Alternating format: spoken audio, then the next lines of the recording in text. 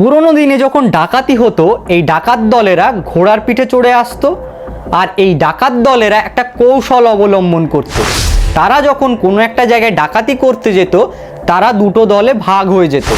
একটা ডাকাত দলের উদ্দেশ্য ছিল তারা গ্রামের কোনো একটা অংশে গিয়ে আগুন জ্বালিয়ে দেবে বা নিজেরাই হইচই করবে ডাকাত পড়েছে। এর ফলে গ্রামের সমস্ত মানুষজন ওই একটা জায়গায় এসে জড়ো হবে, হয় তারা আগুন নেভাতে ব্যস্ত হয়ে পড়বে বা ডাকাতদের তাড়াতে ব্যস্ত হবে। এর ফলে গ্রামের যে অংশটা ফাঁকা হয়ে গেল এই সুযোগটা নেবে আর একটা ডাকাত দল। তারা সেখানে অবলীলায় ডাকাতি লুটপাট করবে আর নির্দ্বিধায় সেখান থেকে বেরিয়ে যাবে। এটা ছিল ডাকাত দলের কৌশল। তবে এখন তো আর ডাকাতি হয় না, তবে এই কৌশলটা এখন অবলম্বন করছেন কিছু রাজনৈতিক দল। কেন বলছি কথাটা? আচ্ছা ভালো করে বুঝুন তো।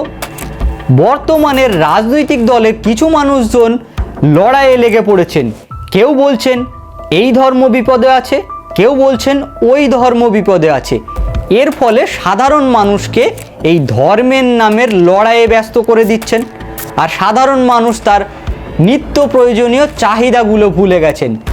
তাদের যে কর্মসংস্থানের অভাব আছে, তাদের যে শিক্ষার প্রয়োজন আছে, তাদের যে স্বাস্থ্য ব্যবস্থার উন্নতির প্রয়োজন আছে, এই প্রশ্ন করতে সাধারণ মানুষ যাতে ভুলে যান তার জন্যই এই ধর্মের নামে ধর্মের লড়াইয়ের কৌশলটা অবলম্বন করেছেন। আচ্ছা ভাবুন তো, আমাদের পশ্চিমবঙ্গের মানুষজনকে এখন দিনমজুর খাটার জন্য অন্য রাজ্যে পাড়ি দিতে হচ্ছে।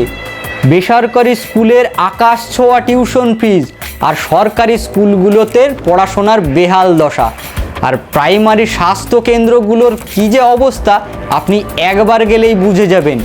আর কিছু রাজনৈতিক দল বুঝেই গেছেন মানুষজনকে কিভাবে ব্যস্ত রাখতে হয়, তাহলে তারা আর এইগুলো নিয়ে প্রশ্ন তুলবেন না।